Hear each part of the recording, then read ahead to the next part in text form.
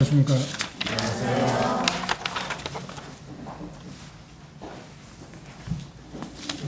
오늘 준비한 팜플렛이 좀 늦었습니다. 지난주쯤에 전달돼서 여러분들이 한번 봤으면 좋았을 텐데, 그래도 이걸 보고 오늘 메시지를 통해서 점검해 보시면 좋겠습니다. 오늘 영적 은사의 다양성에 대해서 생각해 보겠습니다. 로마서 12장입니다.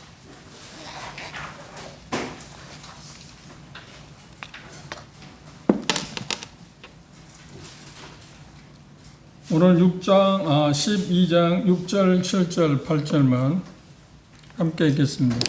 로마서 12장.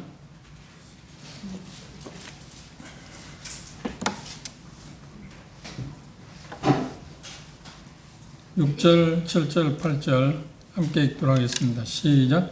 우리에게 붙는 능력으로 꼭 이왕이면 믿음의 분수대로, 꼭 섬기는 일이면 섬기는 일로, 꼭 가르치는 자면 가르치는 일로, 꼭 권유하는 자면 권유하는 일로, 구제하는 자는 성실함으로, 다스리는 자는 부지런함으로, 긍휼을 베푸는 자는 즐거움으로 할 것이다. 이 본문에는 로마서 10장 6절 7절에 보면 몇 가지 은사가 나와 있나요? 7개가 나와 있습니다. 그 다음 저 차트를 한번 보시면 성경에 기록된 영적 은사에서 차트 한번 보십시오. 선명한가요? 보이는가요? 네. 글자가 좀 크긴 거 아닌가요? 글자가 좀 크죠? 선명하면 좋을 텐데. 먼저 한번 쭉 읽어볼까요? 시작. 예언, 성림, 가르침, 권고, 구제, 다스림, 긍휼. 예, 그게 로마서 12장 6절 8절에 나와 있는 내용입니다. 그 다음 고린도전서 수요일날 우리가 시작했는데 4절에 11절에 나와 있는 그것을 한번 보십시오. 읽어봅시다. 시작. 주의 말씀, 지식의 말씀, 믿음, 병고침, 능력 행함, 예언, 영 분별, 방언 통역. 예, 그 다음 에베소 4장에 나와 있는 5개의 은사가 나와 있습니다. 읽어볼까요? 시작. 사도, 선지자, 복음 전하는 자, 목사, 교사. 예, 그 다음 베드로전서 4장 10절에 11절에 나와 있는 2개의 은사가 나와 있습니다. 읽어볼까요? 말, 봉사. 그러면 총 몇 개의 은사가 나와 있나요? 그걸 질문할 거나 생각 못했죠. 네? 24개입니까? 23개? 23개. 하루 24시간이니까 하나 무질한다고 하면 외우시면 쉬울 것 같습니다. 23개. 24개 아닙니다. 23개. 시간이 되면 이 은사의 그 의미, 23개의 은사가 나와 있는데 그 은사가 뭘 의미하는지 개략적으로 생각해 볼까 합니다. 오늘 로마서 12장 6절에서 8절에 나와 있는 7개의 은사에 대해서 의미가 무엇인지를 먼저 생각해 보겠습니다. 그런데 그걸 생각하기 전에 우리가 수요일날 고린도서 12장의 은사에 대해서 지금 공부를 하고 있는데, 시장을 공부하고 있는데, 거기 보면 은사를 주시는 분은 누구라고 그랬나요? 그렇죠. 성령님께서 보여야 합니다. 그리고 그 일에 그 맡은 어떤 직임을 허락하신 분은, 섬김을 허락하신 분은 누구라고요? 예수 그리스도이십니다. 그 다음 그 결과를 도출하는, 성취하게 하시는 분은 누구라고요? 성부 하나님입니다. 수요일날 안 나오신 분은 무슨 말인지 몰라도 그 어쩔 수 없습니다. 자기들이 혜택을 받지 못한 건데 제가 어떻게 하겠습니까? 혜택을 받기 위해서는 나오시든지 아니면 차선책이 뭐가 있나요? 예, 그걸 영상을 보시든지. 그래서 자꾸 복습하는 게 필요할 거라 생각합니다. 그런데 은사의 종류가 23가지, 성경에 나오는 은사의 종류가 23가지가 나와 있는데, 그러면 딱 그러니 문자적으로 23가지지, 우리가 수요일날 공부한 것처럼 은사는 가르침의 은사에 대해서 어떻게 다양하다고 그랬잖아요. 그렇죠? 이게 가르침의 은사도 어떤 사람은 선지자, 가르침의 은사를 갖고 있고 가르치는데 그게 좀 다양성이 있는데 선지자적인 의미로서 성경을 가르치는 분이 있습니다. 이런 이야기를 하면 여러분들이 어떻게 이해하실지 모르는데 조심스러운 이야기였나만 쉽게 이야기하면 제 분별로는 우리 전국 모임에서 이런 쪽에 교사 은사를 갖고 계신 제 분별로는 누구냐 하면 박준영 형님이십니다. 좀 예언자적인 그런 의미에서 가르치시는 분. 그리고 가르침의 은사 가운데서 그냥 잔잔하게 교사처럼 학교 선생님처럼 뭔가 교과서에 중심을 해서 가르치는 분이 있지 않나요? 그 가르침이 전국 모임에서 제 분별입니다. 다를 수 있습니다.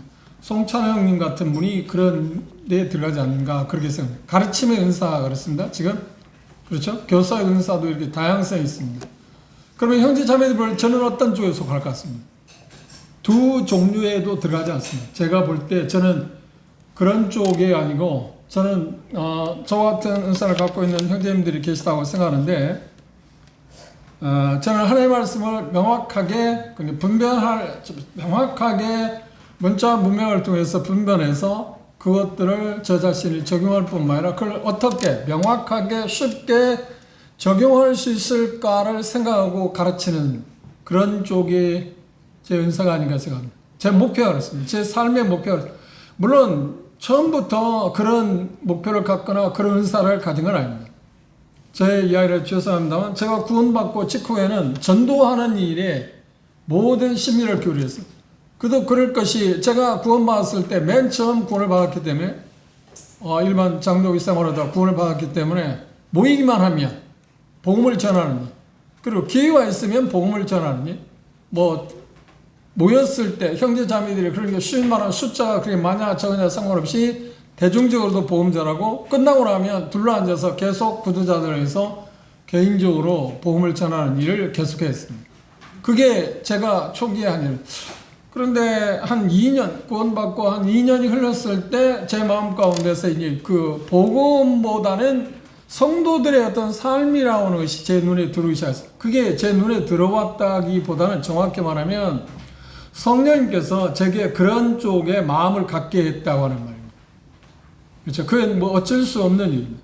그래서 성도들에게 가르침에 대해서 생각했고, 저는, 누군가 가르침 받은 사람이 아닙니다.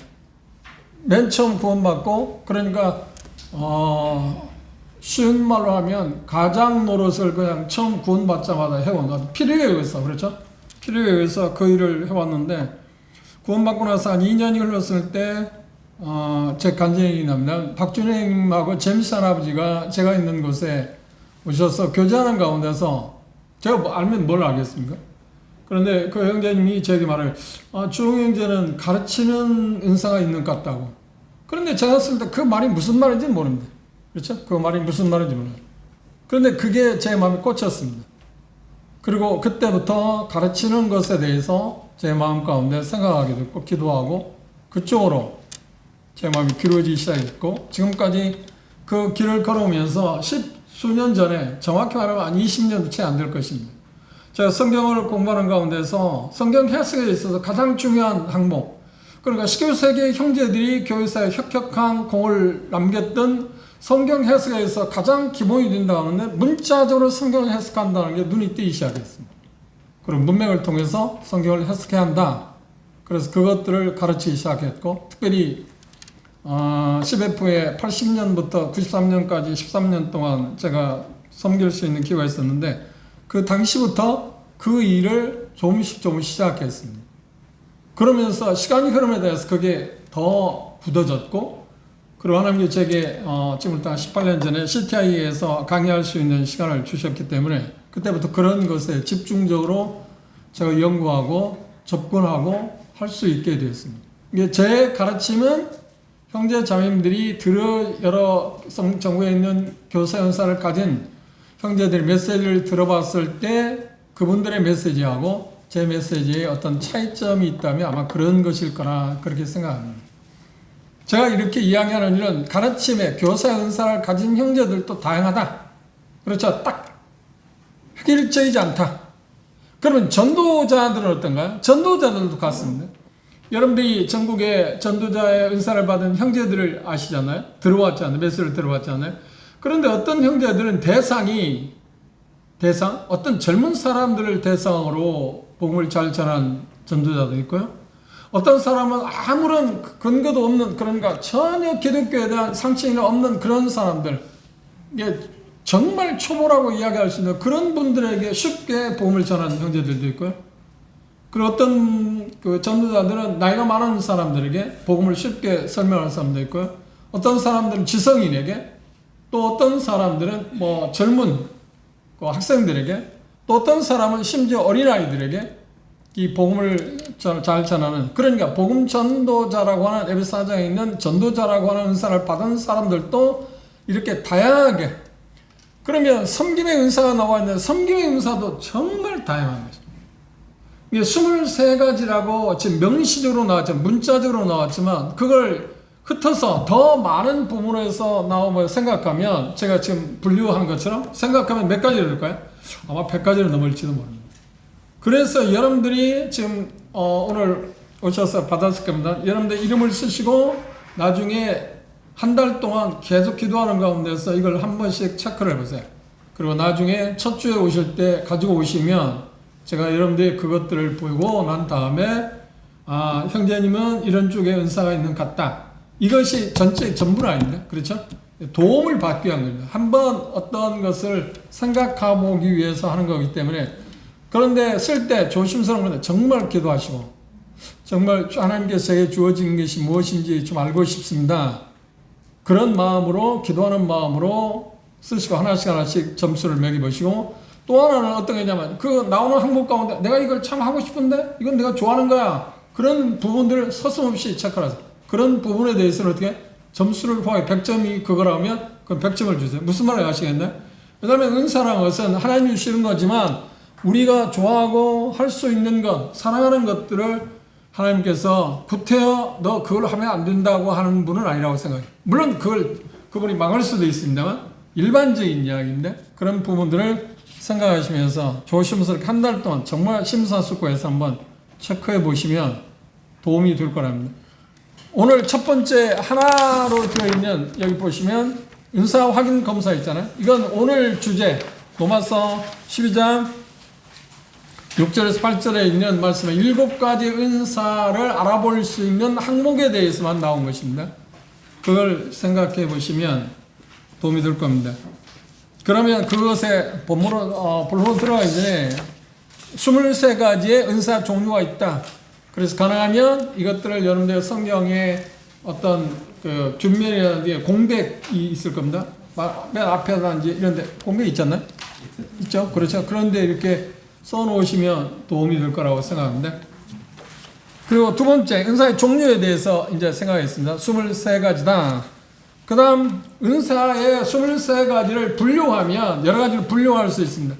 그 중에 가장 특이하게 분류할 수 있는 게 어떤 것이냐면, 영적인, 그런 영구적인 거하고 일시적인 게 있습니다. 23가지의 은사들 가운데 계속, 지금까지도 계속 주님 오실 때까지 지속되는 은사가 있고 이미 끝난 은사가 있다. 잠정적으로 하나님께 그걸 처리했다, 제한한 그 은사가 있다. 그게 고린도서 4장, 12장 후반부에 가시면 그게 더 구체적으로 나와 있습니다. 그래서 영구적인 것은 교회의 어떤 덕을 세우는 것, 에베소 4장 10절에 있는 것처럼 3가지 목적으로 그런 은사를 주셨다고 해서, 물론 거기에서도 5가지 은사가 나와 있습니다만 사도나 선지자 은사도 이미 지나간 것입니다. 그분들이 주님께서 부르신 이후에 그건 사라졌고 3가지만 지금 존재하고 있습니다. 그런 은사의 분류에 대해서 2가지 면에서 영구적인 거하고 일시적인 거 있다. 23가지 가운데서.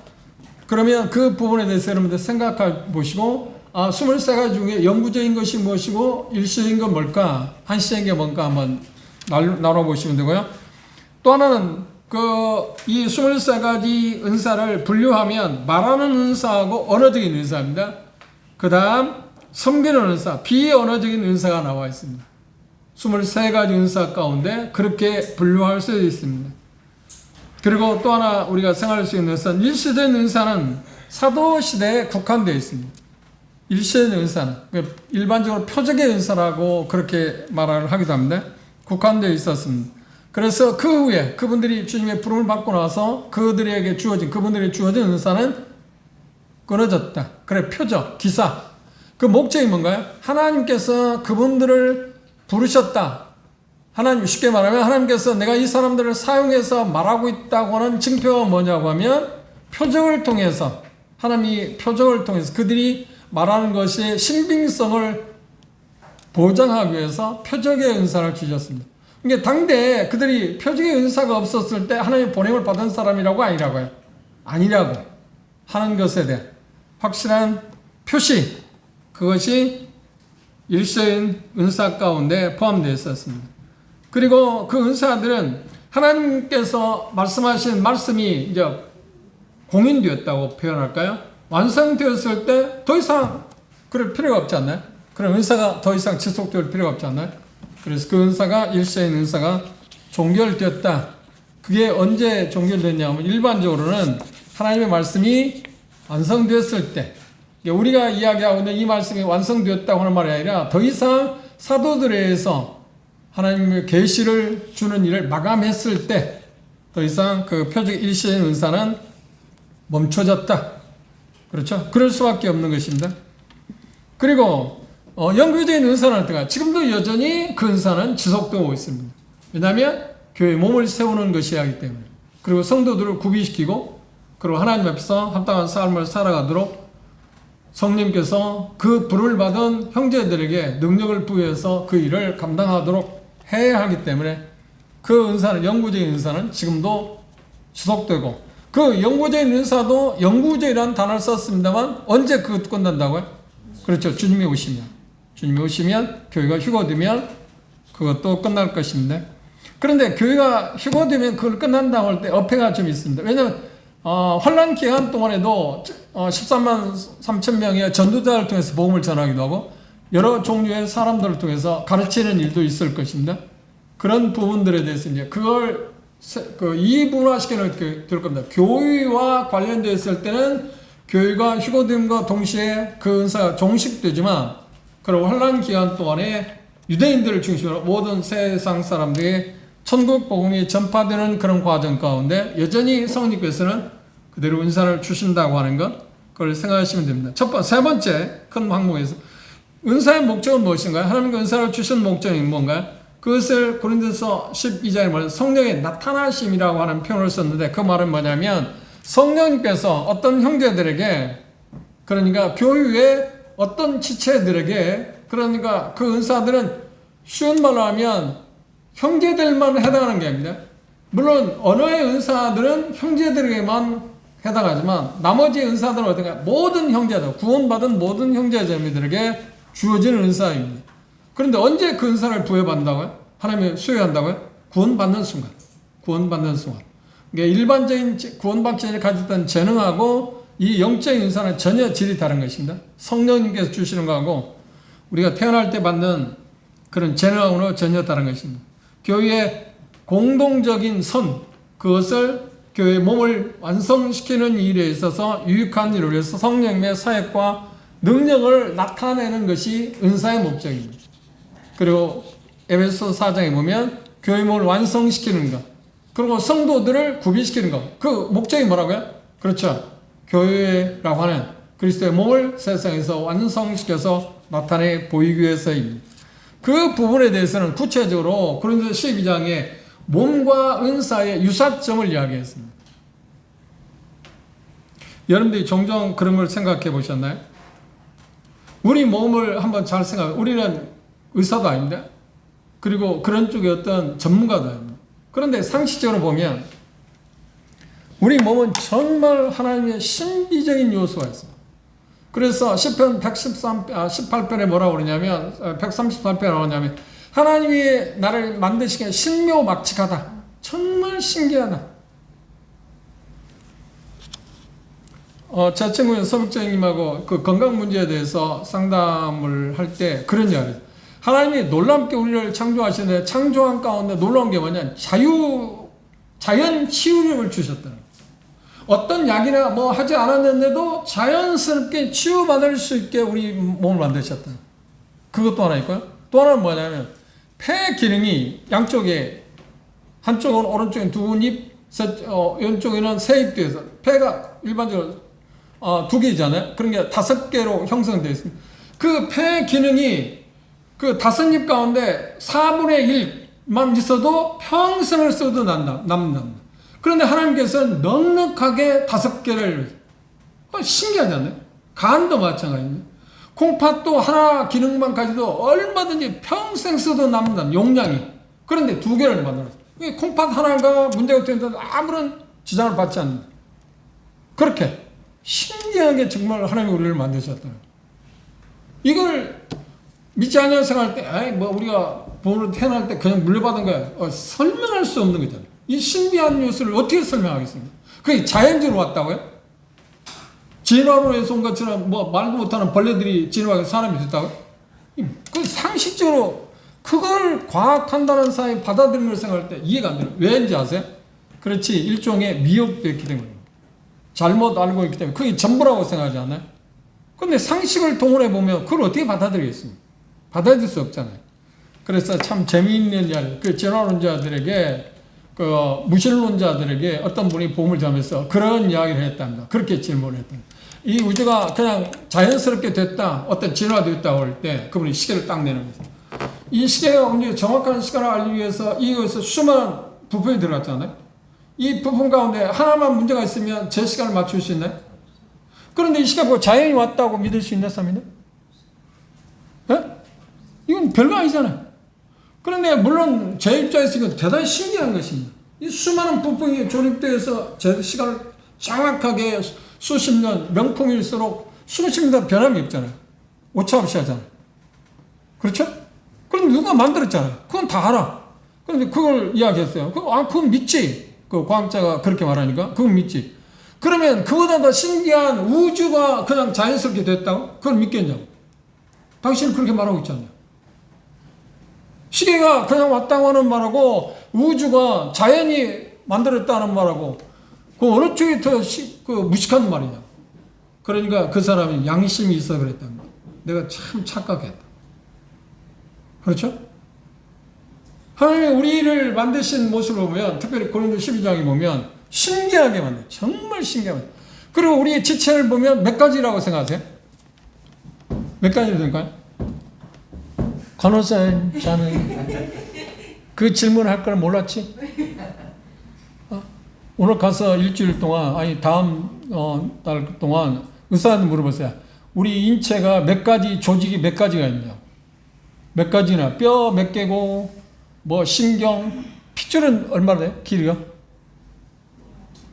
너무 길다고? 그게 그렇지 답이지. 내가 그 답을 물은 건 아니잖아요. 몇 킬로, 그거 쉽게 말해요. 그러니까 그런 것, 그리고 그 혈관 종류도 다양하지 않아요? 우리가 간혹 방송에 보면 그렇게 의사들이 하는 모습을 보면서 혈관에 대한 이야기할 때 보면 막 핏줄이 수도 없잖아. 실필줄까지 포함해서. 그렇죠? 그런데 인체 조직은 정말 다양해요. 신비해요. 한 지체들이 아니잖아요. 우리가 언뜻 봐도 나타나는 걸 봐도 왜 손이 10개, 손가락 10개일 필요 있나? 하나면 어떤가요? 그런데 10가지예요. 왼손 하나만 있어, 한쪽만 있으면 되잖아요? 그런데 온수 필요하잖아요? 다리도 마찬가지잖아요? 다 필요해서 각각 자기들이 하는 일을 합니다. 그런데 한 부분이 떨어져 나가면 어떻게 하는 거예요? 인체 사람들이 뭐라고 하냐? 그 사람들 그렇게 뭐라고 해요? 장애인이다. 그럼 떨어져 나가면 어떤가요? 그렇죠. 3일되죠. 그리고 나머지 몸을 갖고 있는 오른쪽 팔이 잘라져 나갔다 올 때 내가 갖고 있는 이 인체를 갖고 있는 나는 어떤 거예요? 그 기능을 할 수 있는 게 없잖아요. 그래서 심각한 문제라고 하죠. 그건 장애인이라고 말하죠. 교회를 하나님께서는 몸된 교회를 그렇게 표현했어요. 인체의 몸과 비유해서 말했어요. 바울사들은. 그런데 12장입니다. 그래서 우리는 각각 필요한 사람이에요. 누구는 귀중하고 누구는 그런 게 아니에요. 그리고 그런데 12장이 뭐라냐면 보이지 않는 것이 더 소중한 거다. 우리 사람 인체도 그렇잖아요. 우리 인체 생명과 직결되는 가운데 가장 중요한 게 뭐라고 생각하세요? 심장입니까? 뇌입니까? 심장입니까? 어느 쪽이라고 생각하세요? 심장의 기능을 누가 움직입니까? 뇌가 움직입니까? 뇌의 기능은 누가 움직입니까? 그렇지, 그거 물으면 어려워. 어려운 거야. 그렇죠? 그런데 가장 중요한 기능일수록 우리 신체 가장 중요한 기능일수록 어떻게 보이지 않는 데 있어. 그리고 겹겹이 수많은 정말 보호받아야 할 입장에 여러 가지 과학적으로 내가 그 말을 할 수는 없습니다만 정말 보호받을 수 있는 놀라운 조직으로 그들을 감싸고 있어. 그리고 그 길을 하도록 했어. 그렇죠? 그래서 나타나지는 바도 실상 그걸 은유적 표현을 했으니까 교회에서도 은사 가운데 나타나지는 은사보다 나타나지 아니하는 것이 더 소중할 수 있다고 하는 겁니다. 그러니 로마서 12장에서도 예언 은사가 대단히 중요한 항목이 먼저 나왔으니까 중요하기 때문에 그렇겠죠. 순서를 아무 데나 바꿀 수 있는 게 아니에요. 그런데 두 번째 은사가 뭘로 나왔나요? 저기 보십시오. 자, 로마서 12장 6절 8절에서 7개 은사 가운데 뭐가 나왔나요? 첫 번째 뭐라고요? 예언. 두 번째 뭐라고요? 그렇지. 우리는 대단히 섬기는 은사가 중요하게 생각지 않잖아. 그건 두 번째 섬기는 은사가 나왔습니다. 섬기는 은사는 얼마나 다양하겠습니까? 그런데 그것들은 사소한 것일 수 있잖아요. 우리가 크게 비중을 두지 않는 것입니다. 관심을 갖지 않습니다. 스스로도 그렇고. 그래서 우리가 로마서 10장을 공부할 때 뭐라고 했나요? 은사에 대해서 말하기 전에 자기 자신을 정확히 볼 수 있어야 한다고 했죠. 하나님께서 나를 어디에다 두었는가, 지체 어느 부분이라고 하는가 하는 것을 정확히 하는. 그래서 그것에 대해서 어떻게 하라고 그랬나요? 그렇지. 믿음의 분량대로 지혜롭게. 분수에 지나치지 마라. 이게 대단히 중요합니다. 근데 은사에 대해서, 교회에서 은사 활용에 대해서 이 부분이 심각한 문제가 있어요. 수요일날 우리가 공부했습니다. 고린도 교회 문제가 뭐라고요? 그들은 그 다양성을 인정하지도 않고 어떻게 했냐면 나타나진 것에 대해서 욕심을 냈어요. 나도 저거라고. 그래서 나타난 게 뭐라고요? 고린도 14장에 가서 방언에 대해서 그렇게 치중했어요. 오늘날 오순절 교회 사람들 그랬잖아요. 방언은 대단한 거라고 생각해요. 여러분들 혹시 방언에 흉내내고 싶은 마음이 있었던 분이 있는지 모르겠어요. 그런데 결론은 뭐냐면 일시된 은사 가운데 들어가는 게 뭐냐면 방언이에요. 그건 이미 종식되었다. 할 말이 없잖아요. 그런데 종식된 것을 지금도 계속 추구하고 있다. 그 이유가 뭔가요? 성경을 옳게 분별이 아닙니다. 분별하는데 실패했기 때문에. 문자와 문맥을 통해서 성경을 해석하지 못하기 때문에 문제가 왔습니다. 모든 문제의 근원은 어디에요? 성경을 해석하는데 모든 문제의 근원은 어디에 있다고요? 그렇지. 문자적으로 성경을 해석하지 않는데 기인하고 있다. 저는 여러분이 수없이 반복해왔어요. 앞으로도 주님 오실 때까지 여러분과 뭐 이곳에 함께 산다고 하면 뭐 계속 그 이야기를 또 할 것입니다. 여러분 들을 때 귀에 딱지가 생길 정도다. 그냥 귀에 딱지가 생길 정도면 다행인데 들으면 또 다음에 또 이제 뭐예요? 다음에 또 엉뚱한 이야기 또 해. 이상해. 참 이상해. 그래서 교육은 뭐라고요? 반복입니다. 그래서 교육은 반복. 이게 잔소리같이 생각하지 마세요. 그죠? 그럼 은사의 목적은 그런 거라 했어요. 그리고 영적 은사하는 일은 무엇인가요? 여기 영적 은사하는 의미, 뜻, 그 의미를 이제 우리가 하나씩 로마서 본문에 있는 것부터 생각해 보세요. 예언이 나와 있습니다. 예언이라는 말은 문자적인 의미에서 무슨 말인가요? 두 가지 의미가 있어요. 우리는 일반적인 의미에서, 국어적인 의미에서 예언이라고 할 때 미래의 어떤 일들을 말해주는 것, 그걸 보고 말해주는 것을 예언이라고 하죠. 예언가라고 뭐 하는 사람도 있잖아요. 미래의 일들을 미리 말해주는 것, 그걸 예언이라고 해요. 성경에서 그 예언의 은사를 가진 사람은 그것도 이야기했습니다. 그런데 또 하나 그 예언자들이라고 표현할 때 예언이라고 하고 에베소 4장에는 선지자라고 그랬어요. 선지하는 일이 그것도 말하지만 또 하나는 뭐냐? 하나님의 말씀을 직접 받아서 전하는 사람. 이건 뭐라고 하냐면 예언이라고. 왜냐? 이 당시는 하나님의 말씀이 지금 완성됐나요? 아직 완성되기 전입니다. 그런데 특징이 뭐냐면 그 예언의 은사를 받은 사람들이 진위 여부를 따져봐야 해요. 진위가 뭐냐면 그 예언하는 사람들이 하나님이 보낸 사람이냐 안 보낸 사람이라는 걸 뭘로 하나님께서 증명했다고요? 그래, 이적, 표적을 통해서. 그게 아닐 경우에 어떻게 해요? 돌에 맞아 죽였어요. 돌에 쳐 죽였어요. 이게 무서운 일입니다. 그들이 말한 것이 맞지 않으면, 응답되지 않으면, 응하지 않으면 그건 가짜입니다. 그래, 그를 돌로 쳐 죽였어요. 이게 무서운 일입니다. 그런데 이 일이 오늘날 진행되면 우리가 보는 세계 교육에 수많은 사람이 돌에 맞아 죽을 사람이 수도 없을 겁니다. 거짓말쟁이가 많으니까. 예. 그리고 심지어 우리 주변에 그 이단자들 특징이 뭔가요? 자기들 하나님과 뭐 직통 직통선 개설도 있다. 우리 용교에도 그런 친구가 있었지 않아요? 그 당사자는 아니잖아요. 그것에 미혹단. 예. 그 누구예요? 이름 말하지 맙시다. 용교에 그런 심각한 문제가 있었잖아요. 자기는 하나님과 직통 통화를 한대요. 그 이야기를 들으면 얼마나 신기한가요? 그런 쪽 이야기는 전부 다 가짜예요, 실상. 그렇게 말해서. 자기만 특별한 어떤 것을 받았다고 하는 사람. 초대교회도 영지주의자들이 뭐라고 하냐. 우리는 하나님과 특별한 직통성을 갖고 있다. 그게 뭐냐. 특별한 지식이 우리에게는 있다. 구원과 관계없이. 그래서 영적인 어떤 특별한 지식이 자기들에게만 소유하고 있다. 그래서 그들을 뭐라고 하냐면 영지주의자라고 해요. 이단자. 사도 요한 1서에서 말하는 그들이 우리에게서 2장에 보면 그들이 우리에게서 나간 이유는 뭐라고요? 우리에게 속하지 않았기 때문이다. 딱 단정적인. 여러 가지 설명하잖아요. 그러면 그들이 함께 있었다고 있지 않았다고요? 그 말을 기록할 때 그들이 함께 있었다고 어디에? 에베소 지역교회. 에베소 지역에서 바울 사도 이어서 흐름을 보면 3년 동안 복음을 전해서 교회 시작되었습니다. 그다음 디모데가 바로 나오자마자 디모데가 사도권의 위임을 받아서 그곳에 일을 했습니다. 그 다음 또 누가 보냄을 받았냐면 다데오라든지 그런 사람이 보냄을 받았습니다. 그 다음 마지막 끝부분에 가서는 요한 사도가 그곳에서 가르침을 했어요. 그런데 전설에 의하면 구절에 의하면 빌레몬스라는 오네시모가 있지 않나요? 오네시모가 마지막 사도 요한을 다음에 에베소에서 목회했다는 기록이 나와요. 대단한 겁니다. 이 빌레몬스라는 오네시모는요 특별한 사람. 우리는 그걸 내용을 잘 모르죠. 근데 전해지는 구절에 의하면. 그런데 오네시모가 에베소서나 그 다음에 빌레몬서를 가지고 누구와 함께 가냐면 하나님 사도 바울이 보낸 대행자와 함께 가게 됐습니다. 그럼 에베소에 갔을 때 그는 뭐라 했을까요? 당연히 간증을 했겠죠. 내가 어떻게 종살이 하다가 주인 돈을 갖고 도망가고 감옥살이 하다가 바울 사도의 복음을 알게 됐는가 설명했어요. 그런데 그리고 그 메시지를 들을 때 간증을 들을 때 에베소 지역 성도들 저 형제는 하나님 정말 놀랍게 사용하는 사람이구나.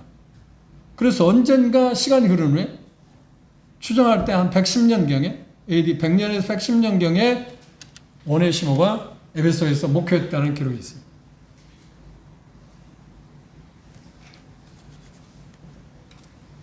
그렇게 하나님의 말씀을 직접 받아서 대언하는 사람. 그렇죠? 그 사람들을 뭐라고 하냐면 예언이라고. 그러면 그 예언이 영구적인 일시적인 은사 가운데 잘라졌겠지만 끊어졌겠지만 사도도 그렇죠? 사도도 있겠지만 그러나 그 은사가 지금도 지속되어야 하는가요? 지속되어야 하는가요? 그건 어떻게 바뀌어졌는가요? 이제 가르치는 것. 목자라고 하는 것, 그 다음에 교사라고 하는 그런 은사를 통해서 지금도 여전히 영구적으로 지속되어 오고 있습니다. 그렇죠? 그런 부분. 그게 지금 여기에 나와 있는 예언의 은사라고 이야기를 했습니다. 그 다음 두 번째,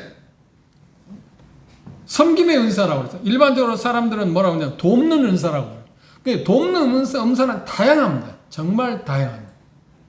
돕는 은사? 그런데 여러분들이 이제 조심해야 할 게, 이건 나중에 보면 구제도 나오고 여러 가지 구제하고 돕는 은사하고 차이가 있을까요? 그 차이가 있어요. 다른 쪽에 보면. 그러니까, 큰 의미에서 보면 교사도, 전도자도, 목자도 결국은 뭐요? 다 돕는 사람 아닌가요? 섬기는 사람 아닌가요? 그런데 여기에 섬긴다고 할 때 그 말 아니고, 그 의미가 아니고, 독특한 의미에서 섬기는 사람. 그런 사람들에 대한 은사를 섬김의 은사라고 그랬습니다. 섬김의 은사가 예언 다음에 나온 걸 볼 때, 그것 위치가 어떻다는 거예요? 생각보다 무시할 수 있는 건 아니라고 하는 것을 우리가 암시 받을 수 있습니다. 예수님께서도 세상에 오셨을 때 그런 표현을 했잖아요. 나는 섬김을 받기 위해서 온 게 아니라 뭐 하기 오셨다고요? 섬기기 위해서 오셨다. 그런데 그분의 섬김의 모습이 어떻게 다양했잖아요. 정말 다양. 최종적인 그분의 섬김은 무엇이었나요? 그랬습니다. 십자가의 죽으심으로 우리를 섬기신 것입니다. 그 결과로 우리가 구원을 받았습니다. 섬김의 은사는 놀라운 것입니다. 한마디로 말하면 이 문자적인 의미에서 섬김의 은사라고 하는 말은 뭐냐면 상대방의 필요를 알아서 어떻게 도와야 할지를 알고 그것들을 충족시키는 것. 그러니까 그 상대방에 필요한 것들은 여러 가지겠죠. 그런데 특징이 뭐냐면 박수갈채를 바라지 않습니다. 그리고 주목받는 필요를 느끼지 않습니다. 섬기는 사람의 특징이 그렇습니다. 우리가 차후 은사 목록을 공부하면서 이제 구제나 뭐 그런 여러 가지 것과 함께 비교해서 생각해 보도록 하겠습니다. 그 다음 세 번째, 가르침의 은사가 있습니다. 가르침의 은사는 지금 말씀드린 것처럼 교사의 은사도 다양하다고 했습니다. 여러 가지 다양하다고 했습니다. 그래서 그게 특징적인 것들이 여러 가지 있는데 가장 큰 것은 하나님의 말씀을 옳게 분별이 아니라 분별해서 명확하게 그리고 쉽게 삶에 적용할 수 있도록 가르치는 특별한 능력, 그것을 말하고 있는데 그래 가르침, 교사의 은사라고 그렇게 말합니다. 그들에게는, 그분들에게는 하나님의 말씀과 부단히 접근을 할 수밖에 없어요. 그래서 사도들은 사도행전 6장에 보면 자기들이 할 일은 뭐냐면 첫째 기도하는 거하고 둘째 뭐라고요? 말씀에 전무하기. 그 말을 쉬운 표현을 하면 기도의 전문가가 되고 말씀의 전문가가 되겠다. 그래서 정말 교사의 은사를 생각하는 사람이 있으면 말씀을 정말 가까이 해요. 그리고 그 일을 하기 위해서는 시간을 어디에 더 투자할 수밖에 없나요? 우선순위를 어디에 투자할 수 있어요? 그렇죠. 말씀 연구예요. 그런데 성도들이 그런 부분들을 우리가 이해를 못하게 되면 최영재는 왜 교회에서 이것도 않고 계속 저것만 하고 있어? 그렇죠. 그것 때문에 갈등이 있어요. 심각한 갈등이 있어요. 제 이야기를 해서 제가 동선에 목회할 때 이것 때문에 심한 갈등이 있어요. 그때마다 제가 이야기했어요. 계속 오랜 시간 몇십 년 동안 아마 이야기했어요. 제게 하나님 주신 은사가 이거니까 나는 이걸 할 겁니다. 그리고 내가 못하는 것은 동역하고 있는 장로들이 5명 있으니까 형제들이 그걸 하십니다. 그렇죠? 그래서 그 중에 행정, 다시 말해 행정 계획한다든지 어떤 것을 잘 짠다든지 구성한다든지 그건 나는 못해. 그렇죠? 그리고 재정적인 문제, 봉사 문제나 뭐 그런 부분 나는 몰라요. 잘 몰라요. 근데 여기 김경훈 형제 계시나? 김경훈 형제가 그 재정적인 문제는 참 철저히 잘했어요. 재정적인 문제를 뭘 잘하느냐 못하느냐가 중요한 게 아니라 먼저가 뭐가 중요한가요? 대단히 정직히 하세요. 깨끗히 하세요. 물질에 대해서 깨끗하지 못하면 제대로 맡을 생각을 마세요. 왜냐하면 수없이 유익을 받으니까. 그러면 그 은사를 주신 사람, 받은 사람들마다 각자 어떤 단점이 있어요. 다시 말해 사단이 넘어뜨릴 수 있는 약점들이 있어요. 그 약점들을 다 커버할 수 있어요. 그럼 지금 여기 가르침의 은사에 대해서 가르침의 은사 받은 사람들의 약점이 뭘까요? 사단이 그들을 공격해서 제대로 은사를 활용하지 못하게 하는 것은 뭘까요? 모든 은사도 그랬어요. 게으르게. 말씀을 가까이 하지 않아요. 입행계에 접하기도 하나님의 말씀을 가까이 하지 않아요. 하나님의 말씀을 가까이 하지 않으면 정확히 하나님의 말씀을 어떻게 분별하겠나요? 그리고 어떻게 명확하게 알아내서 그걸 가르쳐 줄 수 있겠나요? 그래서 이 계획에 다른 형제 자매들이 그 은사를 가졌을 때 그 은사를 가진 형제들이나 자매들이 그 일을 잘할 수 있도록 우리가 서로 돕는 거예요. 그리고 기도하는 겁니다. 왜 저 형제는 저 자매는 왜 저걸 해? 아니요. 그건 내 고유 권한이 아니죠. 그건 누가 주셨다고요? 성령이 주셨다니까. 그리고 직임 자체를 예수 그리스도에 주셨어요. 그리고 그 각자 주어진 그 직임들을, 은사들을 효과적으로 일을 성취하게 하시는 분이 성부 하나님이시라는 거예요. 그걸 우리가 뭐라고 시비해? 그래서 마태복음의 20장에 포도원 품꾼의 비유에 대해서 이야기할 때 뭐라고 하냐면 포도원에서 일하는 사람 많잖아요. 근데 시기적으로 일찍 온 사람, 9시 온 사람, 12시 온 사람, 3시 온 사람, 5시에 온 사람 1시간밖에 일하잖아요. 그들에 대해서 이야기할 때 그 포도는 수많은 종류 각각의 자기들이 맡은 바 일이 다르잖아요. 그런데 일꾼들이 그 포도는 품꾼들이 다른 품꾼들이 이거 시비할 수 있어요. 왜 당신 이거 해? 이거 그거 할 수 있냐? 아니야. 그건 누가 하는 거야? 주인이 하는 거야. 주인이 맡은 바를 내가 하는 거야. 그게 충성입니다. 그러니까 각자 내가 맡은 바를 해가는 것입니다. 그러니까 우리의 문제는 첫째가 뭐야? 맡은 바를 모르고 맡은 바를 안다 할지라도 안 하기 때문에 문제 있고, 또 하나는 맡은 바를 안 할 뿐만 아니라 다른 사람이 자기 맡은 거 아닌데 은사가 아닌데 자기가 그걸 하려고 하는 거. 그게 지금 우리의 문제예요. 그럼 몸이 세워지지 않잖아. 쉬운 이야기를 하면 내가 눈인데 보려고 하지 않고 들으려고 생각한다 이거죠. 그럼 어떻게 하자는 거야? 못 보면 어떻게 해? 아무리 잘 들어도 못 보면 어떻게 해? 엄청나게 문제가 있잖아. 장애가 되잖아. 그런 것처럼. 그래서 이 성경 공부를 하면서 우리가 정말 다시 한번 명심해야 할 게 뭐냐. 정말 내게 주어진 은사를 알아서 정말 그것에 따라서 주님을 섬기는 게 얼마나 중요한가. 그것 때문에 하나님 지금 성령을 통해서 우리의 은사를 주셨잖아요. 그 같이. 이건 아무리 강조해도 부족한 일입니다. 그러면 우리 인체 모습을 보죠. 그건 머리가 지시하는 대로 계속 움직이잖아요. 그렇죠? 하나님께서 딱 지정해 준 것에 따라서 각자 자기를 하잖아요. 그리고 유기체라고. 누가 통제하지 않잖아요. 그렇죠? 그런데 각자 자기를 해요. 그래서 건강한 거예요. 그런데 그 지체들 가운데 그 기능이 상실되게 되면 이제 병이 걸렸다고. 그렇죠? 그럼 기능에 문제가 있으면 병이 걸릴 때 제대로 효과적인 삶을 살아갈 수 없잖아요.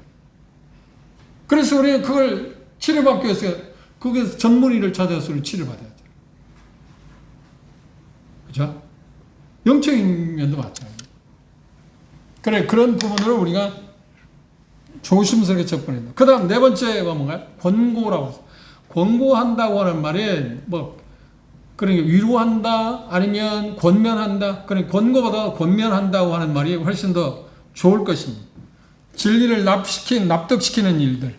그래서 성도들이 삶에서 진리에 따라서 문제가 그렇게 좋은 쪽으로 합당한 쪽으로 가지 못할 때 정말 온화한 마음으로 그걸 교정해주고 어떤 경우는 책망도 하고 꾸짖기도 하고 하면서 원래 자리로 돌아오게 하는 그런 성령님께 주신 그 능력, 그걸 뭐라고 해? 권고한다. 그런데 이 권고하는, 그런 권면하는 은사를 가진 사람, 특별한 사람이 있다고 하면 떠오르는 사람이 누가 있나요? 사도행전에 우린 보았습니다만 바나바. 물론 그런 선지자였지만 권고하는, 권면하는, 위로하는 사람이었습니다. 그런 부분들을 우리가 생각할 수 있습니다. 그 다음 다섯 번째, 구제가 나와 있습니다.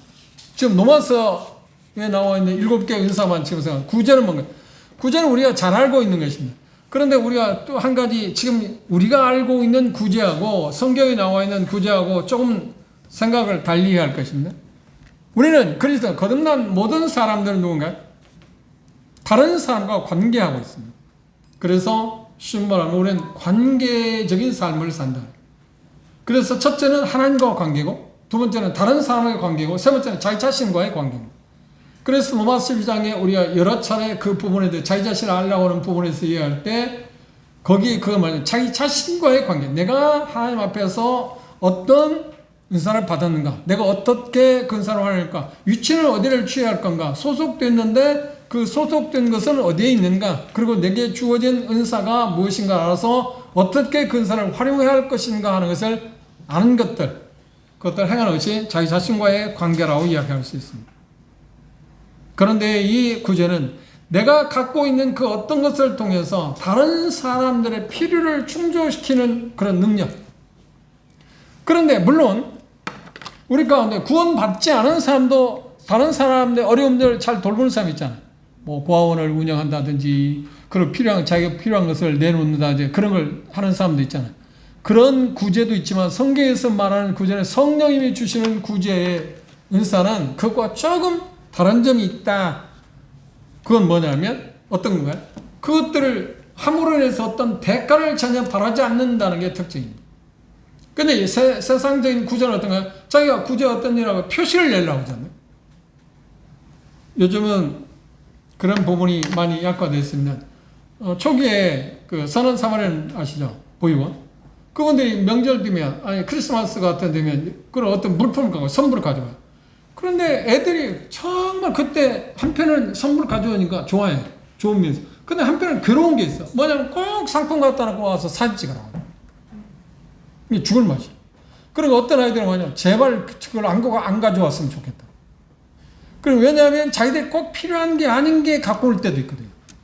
꼭 전부 오라겠고 자기들 가장 중앙에 센터에 세워놓고 애들 들르려고 사진 찍으니까. 이유가 뭔가요? 내가 그걸 하고 있다는 보이게. 그래서 마태복음의 5장에서 주님께서 말하네. 구제할 때 어떻게 하라고요? 오른손 하는 걸 왼손 모르는 거예요. 구제에 대한 이야기. 구제의 가장 필수인 게 뭔가요? 자기가 가지고 있는 것을 통해서 다른 사람의 필요를 공급하는 거. 뭘로? 꼭 우리는 물질만 생각하기 쉽습니다만 물질도 포함되고 그 시간, 에너지, 그리고 자기가 가지고 있는 어떤 전문 어떤 지식들, 그 뭐 요즘 말하는데 재능 기부라는 거 있잖아요. 그런 것들도 거기에 포함될 수 있습니다. 그것들을 나눠주는 것. 그리고 그들의 특징은 뭔가? 구제한 성경에 나오는 구제 은사를 받아서 특징이 뭔가? 그들은 항상 자기 이름을 밝히려 해요. 익명을 요구해요. 내 이름 밝히지 마십시오. 매년 크리스마스가 되면 여러분들이 좀 들었습니다. 전주에 어떤 분이 그 거액을 주잖아요. 그런데 거액을 줄 때 어떻게 한가요? 어떻게 화단에 뭐 쓰레기통에 돈을 넣었다. 그것도 1, 2천만 도 아닙니다. 그분이 특징이 그래요. 아무도 몰라. 아무리 찾으라 해도 몰라. 그럼 바꿔. 그때가 되면 그렇죠. 올해는 뭐 시청 쪽 어디 쪽이 해야지. 그쪽이는데 아무도 다른 생각도 안 하는 곳에 돈 놓았다는 거예요. 그 사람은 홍길동인 거고. 이 익명을 요구해요. 그리고 구제의 은사를 받은 사람들은 내 주변에 특별히 형제 자매들과 관계되어 있어요. 믿지 않는 사람도 관계되어 있어요. 그들의 필요에 대해서 어떻게 눈 감지 않습니다. 그런데 그 부분에서 예민하다는 거예요. 나는 잘 안 보이는데 그분은 그걸 잘 보인다는 거예요. 그게 구제의 은사를 받은 사람. 아마 용인교회도 제가 보기에 그런 쪽에 빨리 반응을 보이는 분이 많이 있어요. 그리고 어떤 분들은 저 같은 사람이나 그쪽에 예민하지 않는 사람, 둔한 사람이 있어요. 형제자매들이 뭘 가고 있는가 그런 것에 대해서 그러니까 어떤 물질적인 거 그런 것들에 대해 예민하지 못한 경우도 있어요. 6번째, 다스림에 대해서 오해하기 쉽습니다. 다스린다는 말은 문자적으로 말하면 인도자, 돌본다 그런 뜻을 갖고 있습니다. 그래서 이 말은 교회에서 형제들에게 주어진 은사겠죠. 형제 자매들 하나님의 말씀을 통해서 인도하고 관리하는. 그래서 이 다스린다고 할 때 행정적인 부분도 들어가고요. 구상하고 계획하는 것. 그렇죠? 그런 것들의 은사를 가지고 있는 사람들이 여기 다스림에 해당할 겁니다. 그래서 그 사람들을 말합니다. 다스리는 사람들이. 그러니까 우리가 생각하는 다스린다고 할 때 그건 좀 다른 의미입니다. 무슨 말인지 이해하셨죠? 다스리는 은사는 그런 것입니다. 7번째, 긍휼. 긍휼은 뭔가? 문자적으로 불쌍히 여긴다. 이 긍휼의 은사를 가진 사람들, 어떤 사람이 어려움을 받고 육체적으로 상처를 입었을 때 그냥 지나쳐버리는 경우도 있습니다. 그런데 긍휼의 은사를 가진 사람, 저거 어떻게 하지? 너 어떻게 도와주지? 그러니까 그 중에 우리의 특별한 그냥 현실적으로 볼 때 긍휼의 은사를 갖고 실행하는 사람이 우리 교회에 있습니다. 누굴까? 실질적으로 저기 안 나? 하나님, 간호사. 그렇죠. 그 마음을 갖고 있어요. 물론 대다수가 어떤 어려움, 육체적으로 어떤 문제를 당할 때 저거 어떻게 해야지? 어떻게 도와줘야지? 이게 직업적으로. 직업은 갖고 있지만 그러나 의식 가운데 그렇지. 내가 저 사람에게 뭔가 내가 가지고 있는 그 의술을 통해서 불쌍히 그걸 실행하는 거예요. 이게 긍휼이. 긍휼이 있는 사람 가진 사람의 특징이 뭔가요? 불쌍히 일 사람들이 눈에 띄인다는 거야. 불쌍히 일 사람이 눈에 띄인다는 거야. 그러면 도표를 보십시오. 짧게 설명하고 있습니다. 짧게 했습니다. 이거 한 장짜리 여러 개짜리 펴보시고 이게 지금 동기화되는 7개의 은사 종류에 대해서 예언, 섬김, 가르침, 권위, 구제, 다스림, 긍휼이 나왔지 않나요? 그죠? 그런데 제가 말씀드린 것처럼 은사 발견 확인 방법이 첫째 뭐라고요? 성숙해야 한다. 두 번째, 한번 해봐라. 내가 잘하고 하고 싶은 걸 해봐라. 그 다음 영적으로 장성한 분들과 상담해라. 그리고 기도해라. 교제 가운데서 드러날 수 있으니까. 그리고 확인 검사에서 여기 그림을 보십시오. 이 그림을 보면 무슨 그림인가요? 내용이 뭘로 나와 있나요? 음식점에 가서 서빙을 받는 장면입니다. 그렇죠? 그런데 서빙하는 아가씨가 가져오다가 어떻게 했나요? 엎질렀습니다. 그럼 뭔가 깼습니다. 그런데 반응이 7가지 반응이 보였어요. 첫째 반응은 뭔가요? 화나면서 왜 조심성이 없어? 이 사람은 어떤 은사입니까? 지금 그거에 대해서 지금 이야기했어요. 그 다음 두 번째 반응이야. 옷을 털어주면서 아가씨 어디에 본 게 없어? 이 마음은 어디에 해당할까? 7가지 은사를 가졌다면 어느 곳에 해당할까요? 긍휼? 뭐랄까요? 그러지 섬김이라고 생각합니다. 지금 순서대로 나열한 겁니다. 조금씩 차이가 있습니다. 그 다음 세 번째, 의자를 똑바로 놨으면 괜찮을 텐데 왜 그렇게 못했어? 그 사람 누구인가요? 그렇지, 가르쳐. 교사. 하나씩 딱 뭔가 원칙대로 하지 않았다고는 이야기를 합니다. 네 번째, 괜찮아, 앞으로 조심하면 되지 뭐 하는 사람은 뭐라고요? 여기 보면 뭐라고요? 권유하는, 권고하는, 위로해 주면서 괜찮아, 다음에 똑바로 해. 그렇죠? 위로하고 세워주는 거죠. 그 다음 다섯 번째, 돈을 주면서 접시 하나를 서로 사주는. 그렇죠, 그죠? 특별히 이 이야기를 보면 지금 로마서 12장의 7가지 은사에 나타난 은사 이렇게 나타난다 하는 것을 지금. 그 다음 여섯 번째는 깨지 접시를 주어주면서 뭐라고 한다고요? 그렇죠. 바닥을 닦아주고 함께 어려움을 두고. 근데 여러분들 함께 그런 일이 있으면 이 여섯 번째 사람은 행동하겠습니까? 누가 있나요? 우리 중에 그런 사람이 있다는 거. 그렇게 한 마음이 있다는 거. 그 다음 7번째 반응은 어떤 사람이 어떻게 한다고요? 마음 앞에서 조로쳐. 조로치지? 마치 자기가 그 일을 당하는 사람. 그 당사자잖아. 그걸 그래서 여러분 말해요. 그걸 긍휼이라고 해요. 이해하셨죠? 네. 이 그림 하나를 갖고 로마서 12장 6절, 7절, 8절은 7가지 은사의 어떤 부분에 나타나는 현상을 볼 수 있다. 그걸 생각하시면서 여기 첫 번째, 두 번째, 세 번째 7가지 항목이 있습니다. 그러면 이 항목에서 제일 쉬운 말하면 힌트를 드리면 제일 많은 점수가 나오면 내가 그쪽의 은사이겠다고 생각할 수 있다. 이해하셨죠? 네. 그런데 이걸 여러분들이 이름을 쓰시고 이것도 그리고 여러 장이 있는 것도 이름을 쓰시고 언제까지 제출하라고요? 다음 달 첫 주에 꼭 제출하세요. 그리고 이걸 쓸 때 어떻게 하라고요? 정말 기도하세요. 정말 알고자 나 주님 앞에서 합당하게 삶을 살아가고 싶습니다. 알려주십시오. 그리고 정직하게 혼자 있을 때 정말 기도하는 가운데서 그걸 해보시기 바랍니다. 그래서 그런데 중요한 건 뭐라고요? 이게 전부가 아니다. 조금 우리가 근사치에 가까운 것들 그것에 이르는 거지 이것이 정석은 아니다. 그걸 여러분 마음가운데 생각하시고 접근해 볼 수 있으면 됩니다. 볼 수 있는 방법이 이게 가장 효과적인 방법이라고 생각해서 제가 옛날에 CMF 캠프에서 이걸 해봤어요. 한 120명 되는 형제자매들 해봤는데 조사해 보니까 그들이 지성인들이라서 그런지 모르는데 거의 내가 그 형제자매들 지켜봤잖아요. 오랫동안 지켜봤는데 거의 비슷한 것 같더라고요. 그런데 어떤 형제자매들은 엉뚱한 것을 그래서 제가 그런 얘기 했어요. 자매가 이걸 잘못 쓴 것 같아. 다시 해봐. 그러니까 아닌데요? 내가 잘했는데요? 그럼 자기가 잘했다는데 뭐야? 그러면 이상 끝. 기도하겠습니다.